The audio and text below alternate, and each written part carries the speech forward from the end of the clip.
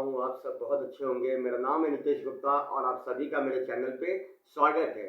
तो अभी तक हम लोगों ने इलेक्ट्रिसिटी का पार्ट 1 कंप्लीट कर लिया, पार्ट 2 कंप्लीट कर लिया और पार्ट 2 के लास्ट में हमने रेजिस्टेंस के बारे में पढ़ाई किया था और रेजिस्टेंस के यूनिट के बारे में पढ़ा था हमने। तो चलिए आज हम पार्ट 3 शुरू करते हैं। हम लोगों ने अभी बहुत सारे सर्किट सिंबॉलिकली प्रेजेंट कर रहे थे। तो सर्किट होता क्या है?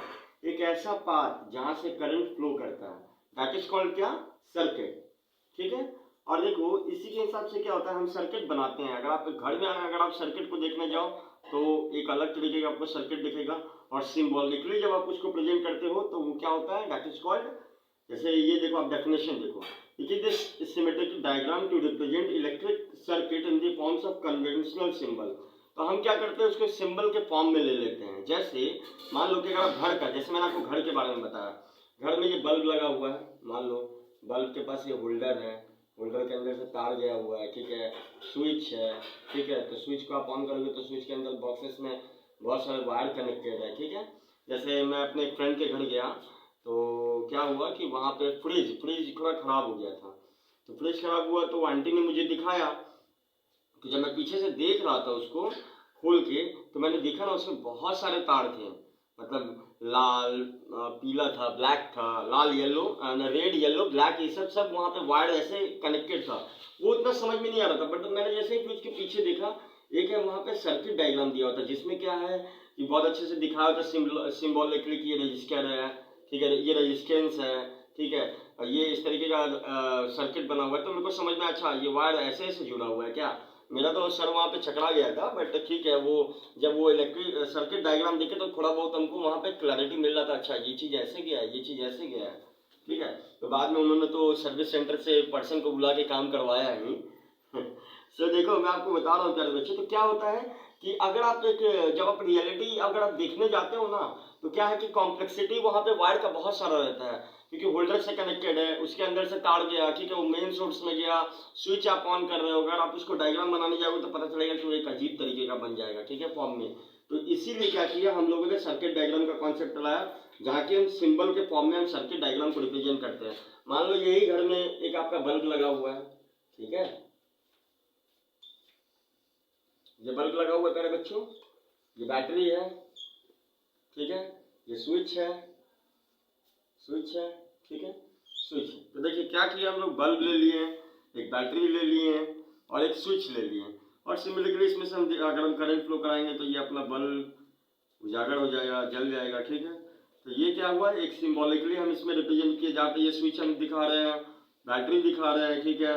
और फिर आगे चल के आप देखोगे कि आप रेजिस्टेंस पढ़ोगे, ठीक है, फिर ऐसे वेरिएबल रेजिस्टेंस पढ़ोगे, ठीक है, फिर आप पढ़ोगे क्या, आप वोल्ट मीटर आप पढ़ रहे थे कैसे, इस तरीके से, पर आप देख रहे थे कि वोल्ट मीटर दिखने में कैसा है, एम्पियर एमीटर को जब आप पढ़ रहे थे तो देख रहे थे कि कैसा था उसका इंस्ट्रूमेंट।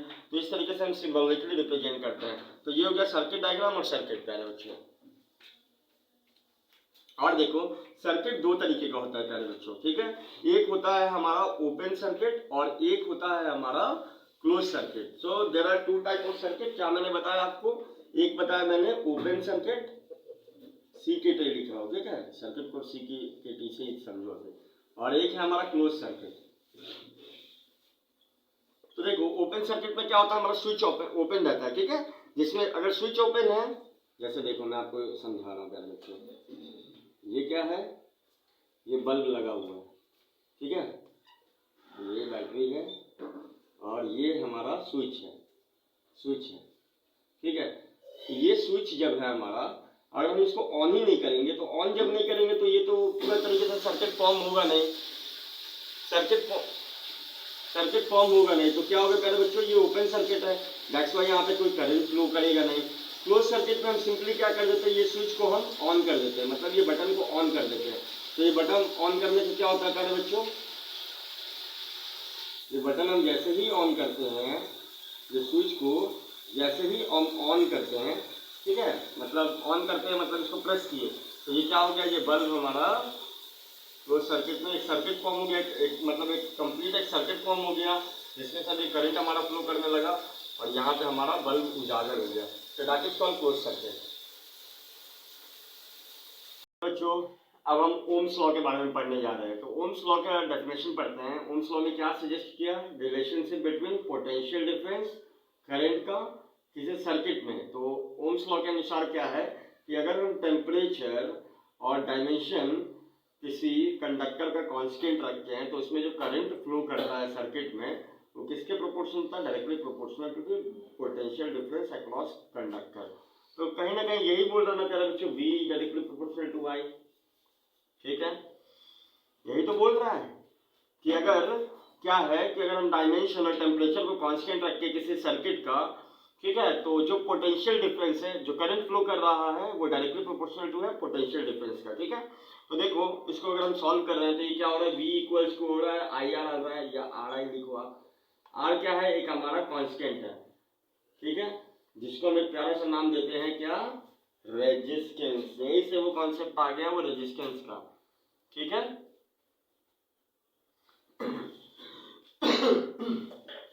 तो मान लो मैं एक बात आपको बता रहा हूँ, सॉरी, कि ये 9 वोल्ट लिखा हुआ है, तो 9 वोल्ट इक्वल्स टू क्या हो गया, 9 क्या हुआ, बताइए बताइए प्यारे बच्चों, 9 जूल एक कूलम चार्ज को 9 जूल से हम धक्का मारेंगे ताकि वो एक ए पॉइंट से बी पॉइंट पे चला जाए, दैट इज कॉल्ड, ये 9 वोल्ट तो लिखा हुआ है। ठीक है, तो यहाँ पे अकॉर्डिंग टू ओम्स लॉ क्या बता रहा है कि अगर हम करंट को इंक्रीज करते हैं, ठीक है, तो हमारा पोटेंशियल डिफरेंस भी इंक्रीज करता है। तो अगर हम यहाँ पे देखो प्यारे बच्चों, करंट को इंक्रीज करेंगे तो क्या होगा प्यारे बच्चों, जब आपने क्या पढ़ा था, देखो अब हम क्विक रिवीजन करते हैं, charge flow per unit time, that is called current, वही तो हम करंट पढ़े थे शुरू में जो हमने डेफिनेशन पढ़ा था।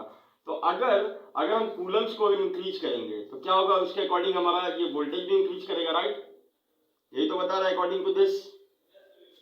ठीक है, तो देखो इससे क्या बता रहा है कि अगर मान लो 27 वोल्ट है, ठीक है, तो 27 कूलम, और ये क्या हुआ, एक कूलम चार्ज को धक्का मारने में 27 जूल लग रहा है।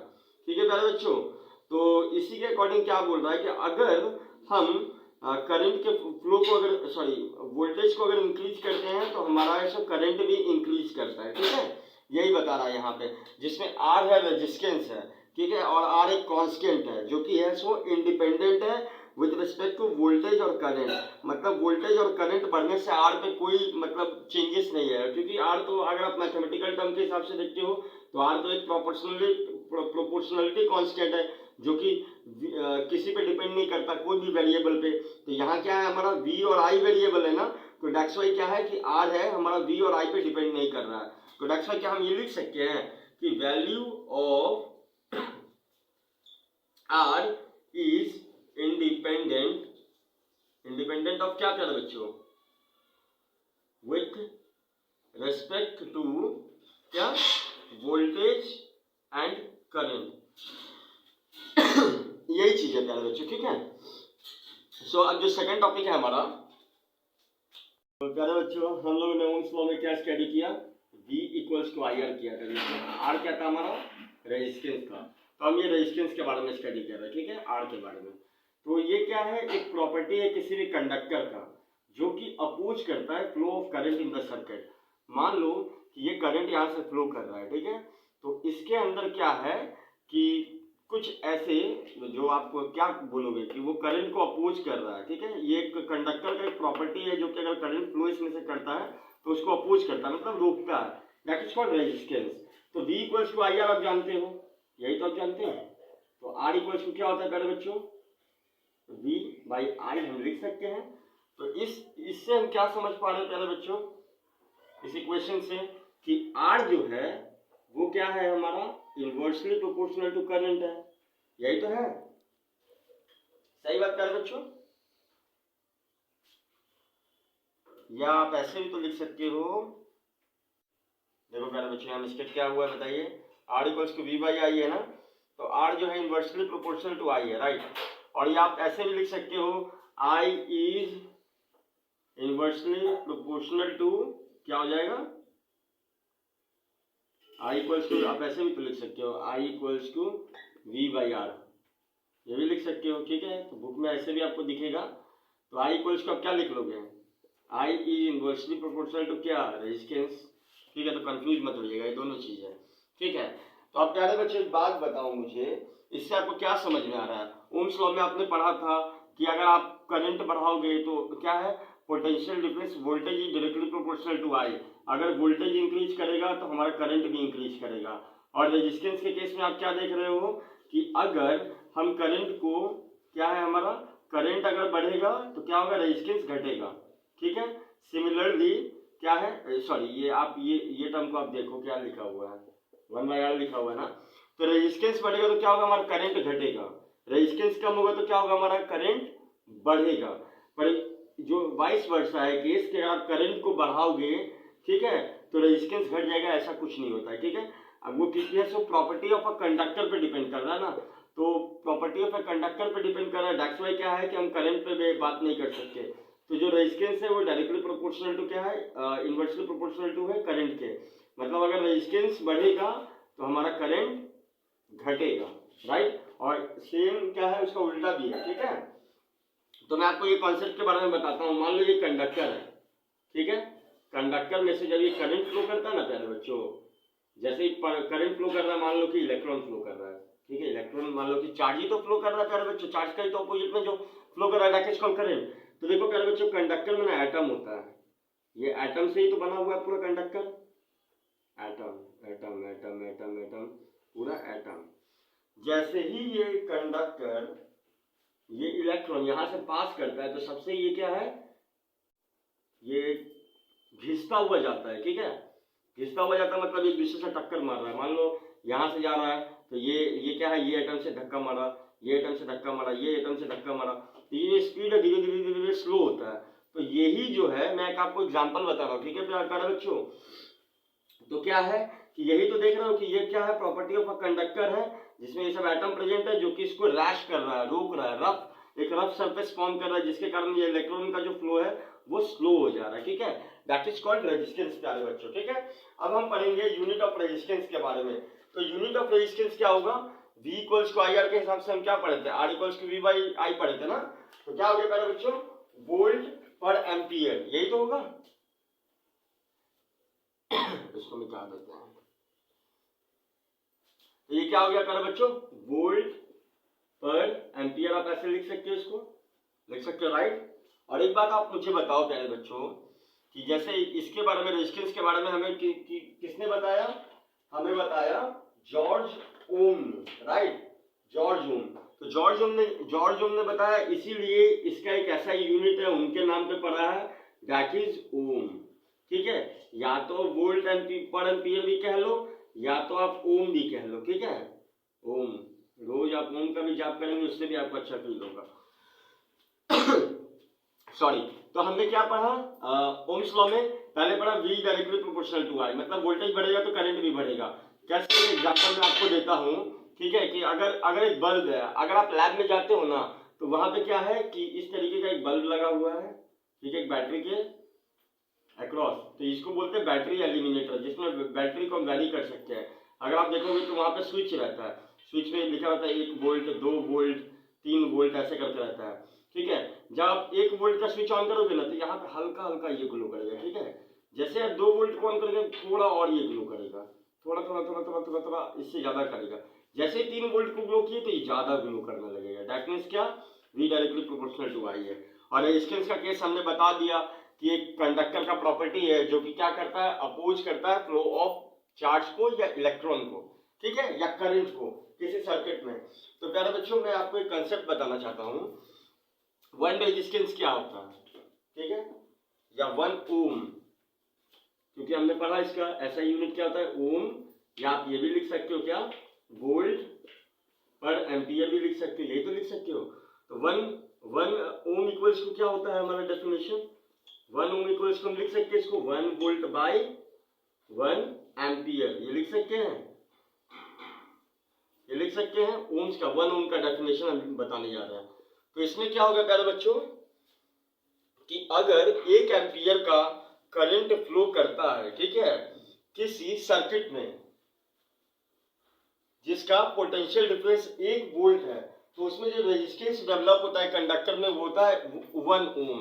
लेट अस सपोज ये सर्किट है हमारा, ठीक है, ये सर्किट है, सर्किट में से क्या है, करंट फ्लो कर रहा है और इन दोनों के बीच में पोटेंशियल डिफरेंस है। तो क्या बोल रहा है कि अगर 1 एम्पियर का करंट फ्लो कर रहा है और ये जो है इसमें क्या है, पोटेंशियल डिफरेंस या वोल्टेज 1 वोल्ट है, तो हमारा ये जो सर्किट है इसका रेजिस्टेंस कितना होगा, that is called 1 ohm. Right प्यारे बच्चों, तो वही डेफिनेशन के अकॉर्डिंग देखो कि अगर 1 एम्पियर करंट फ्लो करेगा, अगर एक पोटेंशियल डिफरेंस 1 वोल्ट का क्रिएट है, तो हमारा रेजिस्टेंस 1 ओम होगा। सो प्यारे बच्चों, आज का सेशन हमारा कंप्लीट। प्यारे बच्चों, अब हम लोग इस रेजिस्टेंस के एक प्रॉपर्टी के बारे में पढ़ाई करेंगे, जिसमें हम ये पढ़ेंगे कि कौन कौन से फैक्टर पे रेजिस्टेंस डिपेंड करता है। राइट, सो फर्स्ट प्रॉपर्टी क्या है, हमारा length of the conductor. That means क्या है कि अगर हमारा लेंथ बड़ा होगा, ठीक है, तो क्या होगा, रेजिस्टेंस बड़ा होगा। तो हमारा रिलेशन क्या हो गया, resistance is directly proportional to length. That means क्या हो गया प्यारे बच्चों, पहला वाला मैं बता रहा हूँ आपको एक एग्जांपल के तौर पे।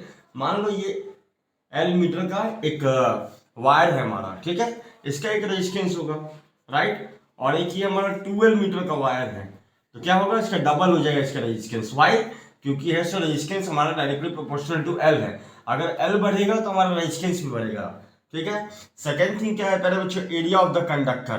तो एरिया ऑफ द कंडक्टर के क्या होता है, इनवर्सली प्रोपोर्शनल टू होता है रेजिस्टेंस। तो दैट मीन्स क्या, अगर एरिया ऑफ क्रॉस सेक्शन अगर हमारा बढ़ेगा, लेकर सपोज देखो एरिया ऑफ क्रॉस सेक्शन क्या होता है, इसी तरीके का होता है ना।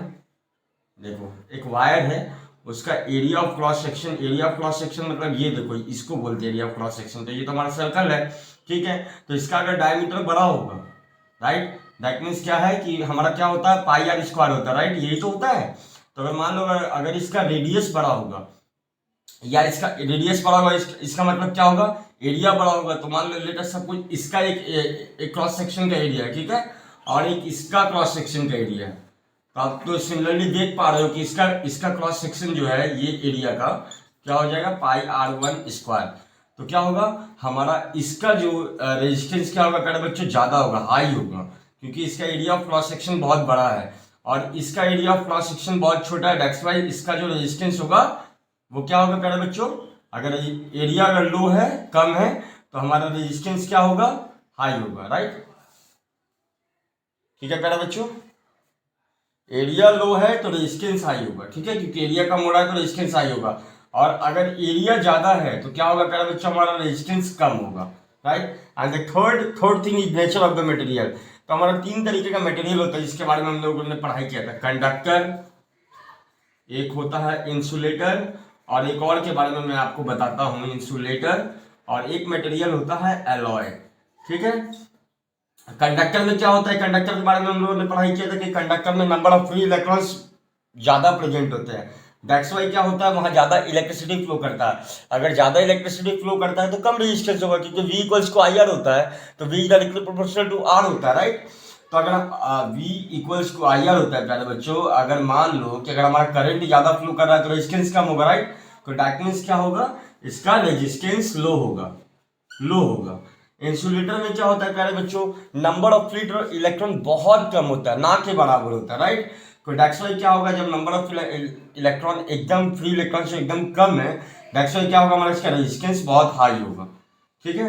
एंड एलॉय क्या होता है, एलॉय एक मीडियम रेजिस्टेंस वाला होता है, मतलब इसमें मीडियम करंट फ्लो करता है, कुछ number of free electrons present होते हैं।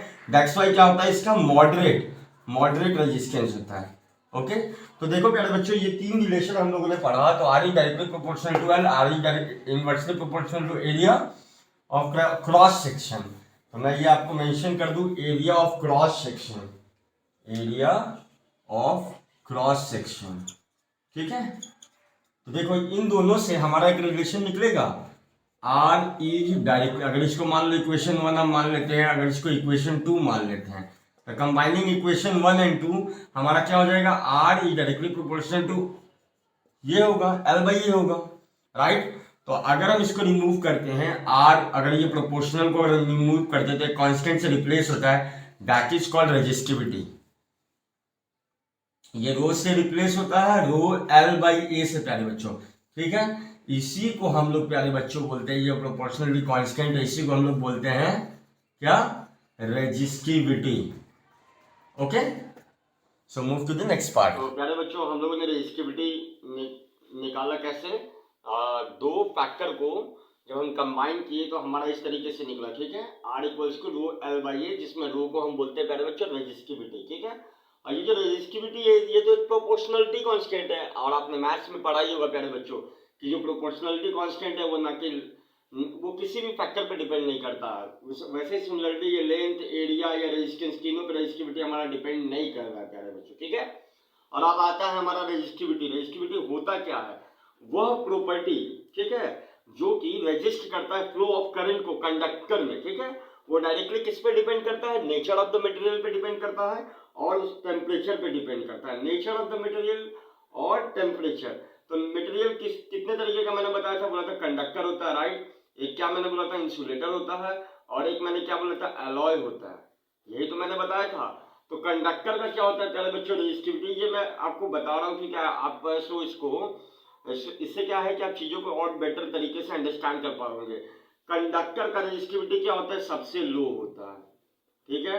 इंसुलेटर का सबसे हाई होता है, ठीक है। और एलॉय का मीडियम होता है हमारा रेजिस्टिविटी। ओके प्यारे बच्चों, तो अब हम रेजिस्टिविटी के एसआई यूनिट को डिराइव करेंगे, या रेजिस्टिविटी का यूनिट क्या होता है वो डिराइव करेंगे। तो देखो प्यारे बच्चों, हम यहाँ से ये चीज लिख सकते हैं, rho equals to resistance into L A by L लिख सकते हैं। ये तो हम लिख सकते हैं प्यारे बच्चों, आप तो समझ ही रहे होगे। अब रेजिस्टेंस को क्या हम ये लिख सकते हैं, रेजिस्टेंस का यूनिट हम लोग को पढ़े ही है, ओम होता है प्यारे बच्चों। एरिया का क्या होता है, तो एरिया देखो पाई आर स्क्वायर है, तो आर स्क्वायर है, दैट मीन्स लेंथ का स्क्वायर, दैट मीन्स क्या हो गया, मीटर का स्क्वायर। और एक लेंथ का क्या हो गया, मीटर हो गया, तो एक मीटर से एक मीटर कैंसिल हो गया, तो हमारा रेजिस्टिविटी का यूनिट क्या हो गया, ओम मीटर। सो ये हमारा रेजिस्टिविटी का यूनिट क्या है, ओम मीटर है प्यारे बच्चों। ओके, तो so move to the next part. सबसे पहले अभी हम लोगों ने रेजिस्टिविटी के बारे में स्टडी किया, या कौन सा फैक्टर पर रेजिस्टिविटी डिपेंड करता है। तो एक का नेचर ऑफ मटेरियल, एक का टेम्परेचर। तो टेम्परेचर आउट ऑफ टॉपिक है, बट एक आपको क्या है कि उन चीज़ों को जान के रखनी चाहिए। तो रेजिस्टेंस ऑफ जो हमारा जो रेजिस्टेंस की जो बात आ रही है, ठीक है, किसी भी कंडक्टर का क्या होता है प्यारे बच्चों कि टेम्परेचर डायरेक्टली प्रोपोर्शनल होता है, ठीक है। उसका resistivity directly proportional to temperature. वहीं अगर आप इंसुलेटर में आ जाओगे तो रेजिस्टिविटी में कोई इफेक्ट ही नहीं पड़ता है। एंड द थर्ड थिंग क्या है, सेमीकंडक्टर की जब आप बात करते हो, ठीक है, तो उसमें क्या होता है, रेजिस्टिविटी जो होता है वो inversely proportional to area of cross section है। जब आप ये 11-12 में जाओगे तो सेमीकंडक्टर बोल के चैप्टर ही है, वहीं पे आपको पढ़ाया जाएगा कि रेजिस्टिविटी कैसे टेम्परेचर पे भी डिपेंड करता है, राइट। और अब हम पढ़ने जा रहे हैं रजिस्टर के बारे में प्यारे बच्चों। रजिस्टर क्या है, एक कंपोनेंट है, ठीक है, इलेक्ट्रॉनिक कंपोनेंट है जो कि प्रोवाइड करता है रेजिस्टेंस किसी भी इलेक्ट्रॉनिक सर्किट में। जैसे क्या है बच्चों, आप अगर अपने घर में ट्यूबलाइट देखोगे, ट्यूबलाइट के भी अंदर रेजिस्टेंस है, बल्ब देखोगे, बल्ब के भी अंदर रेजिस्टेंस है। पर ये क्या है, एक हम एक्सटर्नल रेजिस्टेंस प्रोवाइड करते हैं, क्यों, क्योंकि ताकि करंट के फ्लो को थोड़ा सा कम किया जा सके, ठीक है। उससे क्या होगा प्यारे बच्चों, अगर आप कोई देखोगे ना, रिमोट खोलो या मोबाइल खोलो, तो देखोगे ना अंदर में ऐसे ऐसे दाना टाइप का, एकदम दाना टाइप का ना, दाना के समान ऐसे ऐसे करके ना वो रजिस्टर रहता है, ठीक है। रेड रहेगा, येलो रहेगा, ग्रीन रहेगा, ऐसे ऐसे करके, ठीक है। तो ऐसे करके दाना टाइप का वो रजिस्टर, उसी को रजिस्टर बोलते हैं।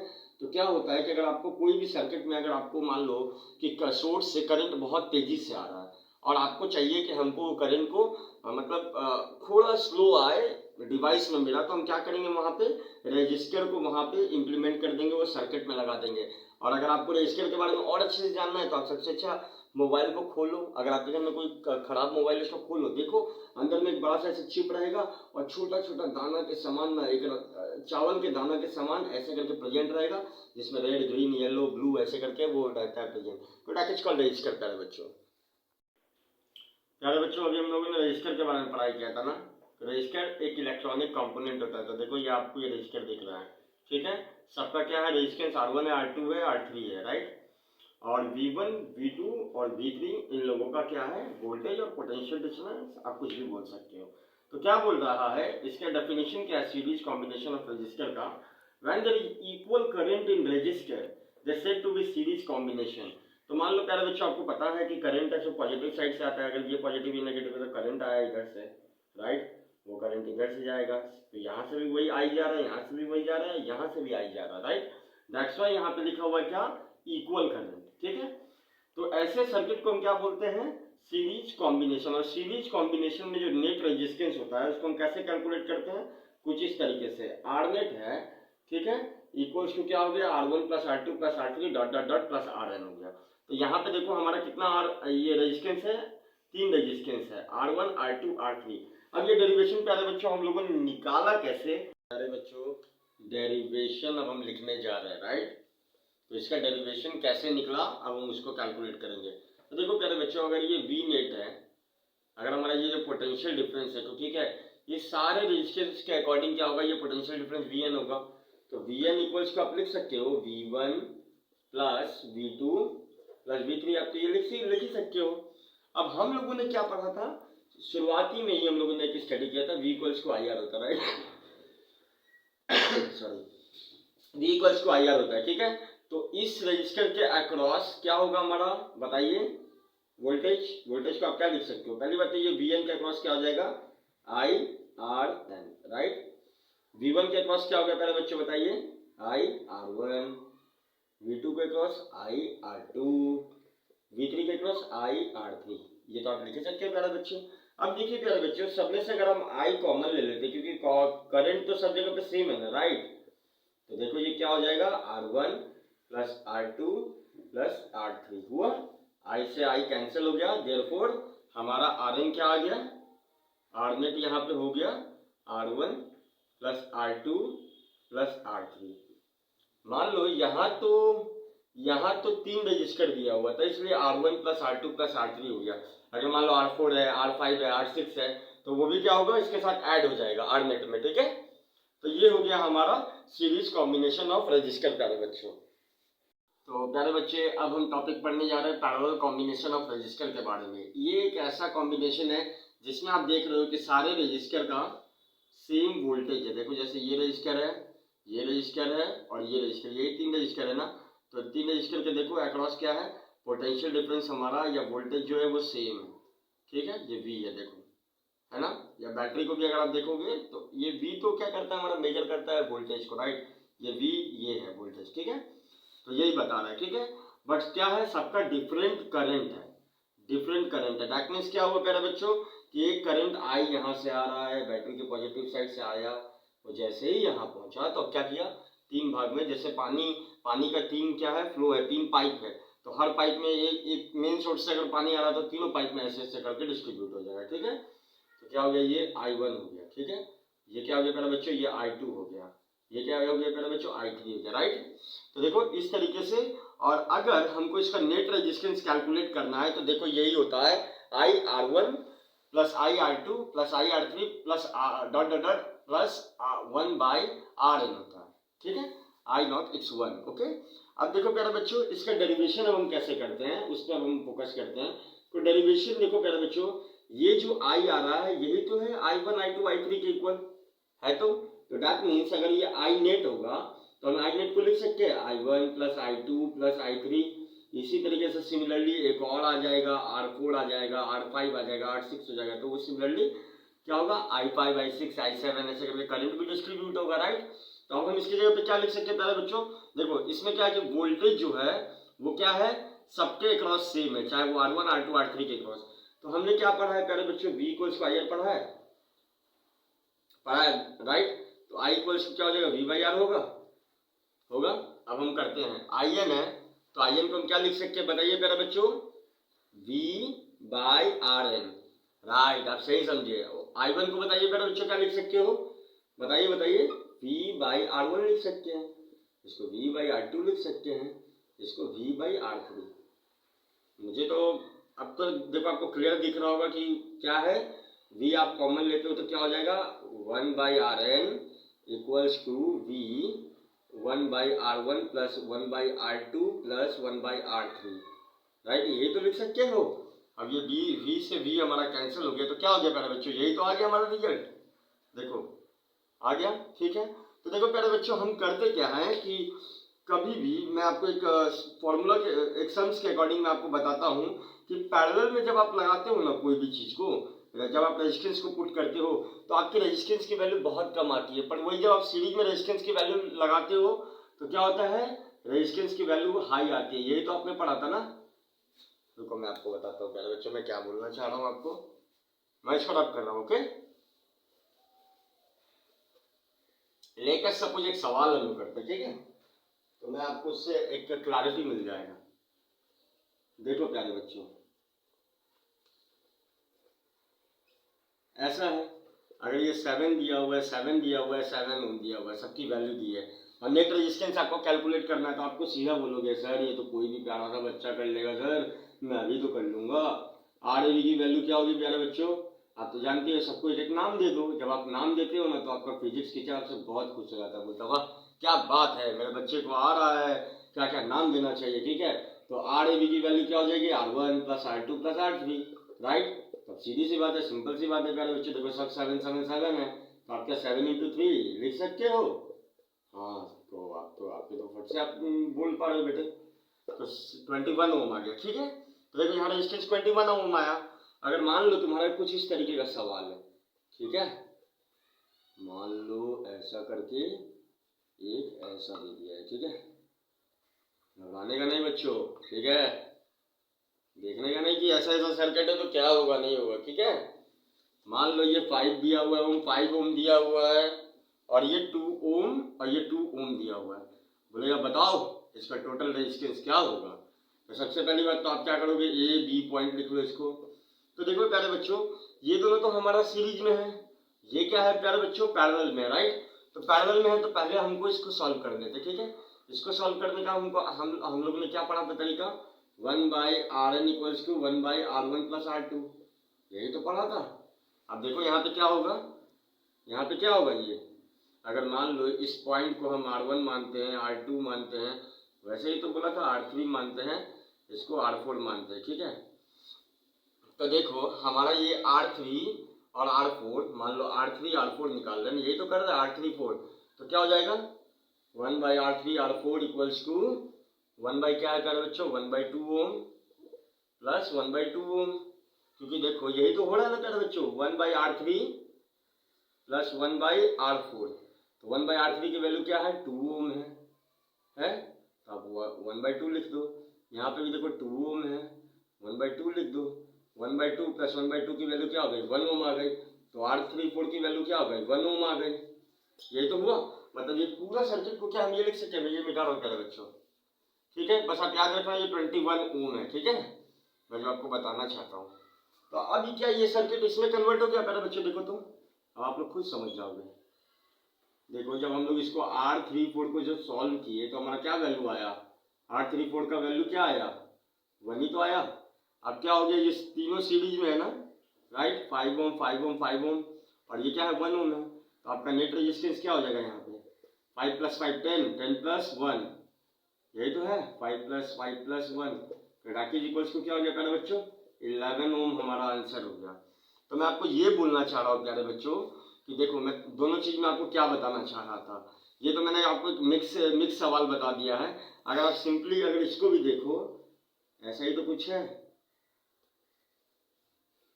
2 ओम है, 2 ओम है, यहाँ से इन दोनों के बीच में आप क्या निकाल ले, resistance, net resistance. Net resistance आपने इसका कैलकुलेट किया था बच्चों, क्या किया था, नेट रेजिस्टेंस की वैल्यू यही तो आई थी आपकी 1 ओम आई थी। पर अगर ये सीरीज में रहेगा तो क्या होगा, net resistance 2 ohm that is equals to 4 ohm होगा ना। तो जब हम सीरीज में कोई भी रजिस्टर को कनेक्ट करते हैं, अगर हमको रेजिस्टेंस हाई चाहिए तो हम क्या करेंगे, वो कनेक्शन को हम सीरीज में बैठाएंगे, और वही अगर हमको रेजिस्टेंस लो चाहिए तो हम क्या करेंगे, कनेक्शन को पैरेलली बैठाएंगे, ठीक है। यही मैं बताना चाह रहा था आपको, और आपने क्या है कि 3 सम्स भी देख लिया ये किस तरीके का होता है। तो चलिए आगे की तरफ मूव करते हैं, ओके। बात करते हैं कि घर में कौन सा कनेक्शन होता है, आप सभी के घर में कौन सा कनेक्शन है, चाहे वो ट्यूबलाइट है, टीवी है, वॉशिंग मशीन है, फ्रिज लगा हुआ है आपके घर में, तो कौन सा कनेक्शन आप यूज करते हैं, वेदर इट्स सीरीज और पैरेलल। तो प्यारे बच्चों हम पैरेलल यूज करते हैं, पैरेलल कनेक्शन को या पैरेलल कॉम्बिनेशन को यूज करते हैं। क्यों प्यारे बच्चों, अगर हम पैरेलल कॉम्बिनेशन यूज करते हैं तो हमारा क्या है, सबसे बड़ी बात है कि सेम वोल्टेज रहता है हमारा, क्या है, टीवी का भी सेम वोल्टेज रहेगा, वॉशिंग मशीन का भी सेम वोल्टेज रहेगा, रेफ्रिजरेटर का भी सेम वोल्टेज रहेगा, ठीक है। तो क्या होगा, हमारा जितना भी सिस्टम है वो स्मूथली रन करेगा, क्योंकि जो भी हमारा होम अप्लायंसेस है वो वोल्टेज पे डिपेंड करता है, राइट, वोल्टेज पे ही वो निर्भर करता है प्यारे बच्चों, ठीक है। तो देखो एक टॉपिक अब हम उसी पे बताने जा रहे हैं, हाउस होल्ड सर्किट, कि हमारे घर में किस तरीके का सर्किट यूज होता है। तो house hold circuit are connected in parallel due to following reason, कुछ कुछ रीजन के कारण। पैरेलल कॉम्बिनेशन में वोल्टेज जो है सबके अक्रॉस क्या है, सेम होता है, ठीक है। आप वही अगर आप देखोगे सीरीज कॉम्बिनेशन में तो वोल्टेज अलग होता है। तो क्या होगा कभी आपका, अगर आप सीरीज में अगर आप मान लो बाई चांस कर दिए, ये टीवी है, ये मान लो टीवी है, ठीक है, ये वॉशिंग मशीन है, वॉशिंग मशीन है, ये मिक्सर है आपके घर में, जो मिक्सर वॉशिंग ग्राइंडर मिक्सर आप यूज करते हो, अगर आप इसको सीरीज में कनेक्ट कर दोगे तो प्यारे बच्चों क्या होगा, तो देखो बहुत सारा फैक्टर हो सकता है। सबसे पहले मान लो कि अगर वोल्टेज सबका बराबर नहीं रहेगा, V1 V2 V3 रहेगा, तो मान लो ये प्रॉपरली तरीके से काम करेगा तो ये नहीं प्रॉपरली तरीके से काम करेगा, ये भी प्रॉपरली तरीके से काम नहीं कर सकता है, ठीक है। तो इस तरीके से हमारा जो इम्बैलेंस तीनों में बना रहेगा, तो ठीक है। बट वही पैरेलल में जब आप इसको कनेक्ट करके रखते हो तो क्या है, सबके अक्रॉस क्या है, हमारा एक वोल्टेज सेम रहता है, V1 रहा तो मान लो कि इसको भी वही सेम वोल्टेज मिल रहा है, इसको भी सेम वोल्टेज, इसको भी सेम वोल्टेज, तो तीनों स्मूथली रन करेगा, ठीक है। एक बच्चे और क्या केस है कि पैरेलल कॉम्बिनेशन में क्या होता है ना प्यारे बच्चों कि नेट रेजिस्टेंस बहुत कम होता है। तो नेट रेजिस्टेंस जब कम होता है तो प्यारे बच्चों आप तो सभी जानते हैं नेट रेजिस्टेंस कम रहेगा तो क्या है, करंट स्मूथली फ्लो करेगा। तो हम तो चाहेंगे ना भाई कि हमारे घर में ऐसा करंट अच्छे तरीके से आए, ठीक है। तो दैट्स व्हाई पैरेलल कॉम्बिनेशन को भी हम वहाँ यूज करते हैं। और एक और इसलिए हम यूज करते हैं, मैं आपको उसको डायग्राम के हिसाब से बताता क्यों। अगर आप सीरीज कॉम्बिनेशन में यूज करते हो तो ठीक है, वहां पे एक ही स्विच आप दे पाओगे किसके लिए, टीवी वॉशिंग मशीन मिक्सर। तो मान लो अगर वो स्विच को आप क्लिक किया ऐसे करते पट से अगर आप क्लिक करते हो बंद करते हो तो आपका टीवी वॉशिंग मशीन मिक्सर तीनों बंद हो जाएगा, ठीक है। अगर आप एक को ऑन करोगे तो तीनों ऑन हो जाएगा। मान लो कि अगर घर में अगर आपको सिर्फ टीवी का ही काम है प्यारे बच्चों, देखना है टीवी, वॉशिंग मशीन का काम नहीं है, तो आप अगर सीरीज में कनेक्ट करके रखोगे, जैसे ही आप स्विच ऑन करते हो फटाफट टीवी ऑन हो गया, वॉशिंग मशीन करने लगा, ठीक है। फिर वैसे मिक्सर वो क्या है, वॉशिंग मशीन घर करने लगा, मिक्सर क्या मिक्सर में सामान पीसने लगा अपने आप रखे हो तो, ठीक है प्यारे बच्चों। तो ये प्रॉब्लम आ सकता है, ठीक है। पर वही जब आप, मैं इसको रब कर रहा हूँ प्यारे बच्चों, ठीक है, वही जब आप क्या करते हो प्यारे बच्चे, इसको आप पैरेलल में लगाते हो, ठीक है।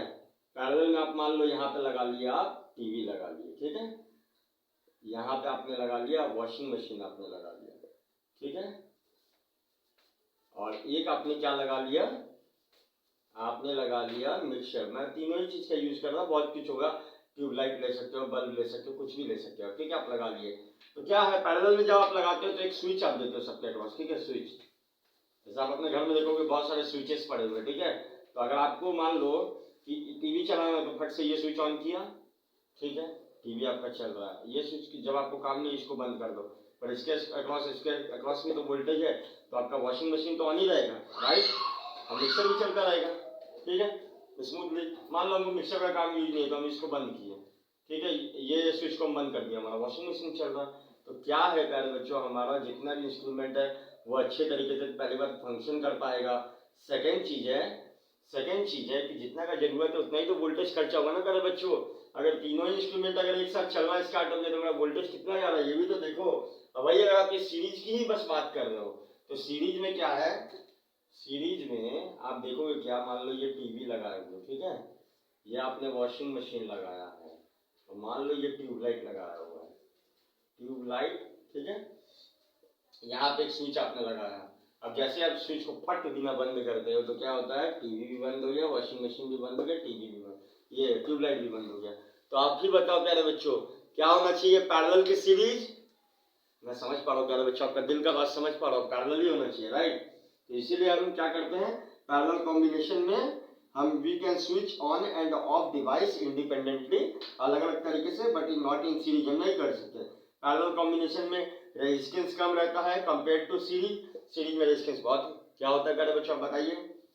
सीरीज में हम लोगों ने पढ़ा था ना, अभी सवाल में ही आपको बताया था, ये 3 रेजिस्टेंस लगे हुए हैं ऐसे ऐसे करके, मान लो ये 2 2 2 तो क्या हो गया 6 ओम हो गया। पर सिमिलरली अगर आप करते हो नेट रेजिस्टेंस पैरेलल में तो क्या हो गया 1/2 प्लस 1/2 प्लस 1/2, तो देखो क्या है, तो क्या हो गया प्यारे बच्चों 3/2 हो गया, यही ना हुआ आपका प्यारे बच्चों। तो 3/2 कितना हुआ, एक से थोड़ा बहुत वन पॉइंट समथिंग यहाँ 6 ओम। तो क्या हुआ हमारा पैरेलल में नेट रेजिस्टेंस कम होता है सीरीज के कंपैरिजन में। तो मेरे हिसाब से प्यारे बच्चों आपको टॉपिक क्लियर हो गया होगा और आज का सेशन प्यारे बच्चों हमारा कंप्लीट हुआ। प्यारे बच्चों देखा ना आपने कि करंट को हम कैसे स्टडी कर रहे हैं, एकदम बेसिक कॉन्सेप्ट को पकड़ते हुए एडवांस में जा रहे हैं, ठीक है। और आप देख पा रहे हो कि कुछ कुछ न्यूमेरिकल्स की कमी है, तो न्यूमेरिकल्स प्यारे बच्चों हम लोग आपके लिए जल्दी लाएंगे। और अगर आप ये सारे कॉन्सेप्ट को बड़े बड़े प्रॉपरली तरीके से डिजाइन करके पढ़ोगे ना, तो चाहे कितना से बड़ा सम्स आ जाए, आप धुरंधर की तरह उसको बहुत इजी तरीके से सॉल्व कर लोगे। ओके प्यारे बच्चों, सो अब मे बी 1 या 2 टॉपिक बचा हुआ है, एक में हम लोग पूरे न्यूमेरिकल्स को कवर अप करेंगे और एक टॉपिक और बचा है हीटिंग इफेक्ट ऑफ करंट और समथिंग, कुछ और इंपॉर्टेंट टॉपिक है, छोटा सा ही वीडियो रहेगा प्यारे बच्चों। तब तक के लिए आप खुश रहिए, पढ़ते रहिए। This is Nitesh Gupta signing off.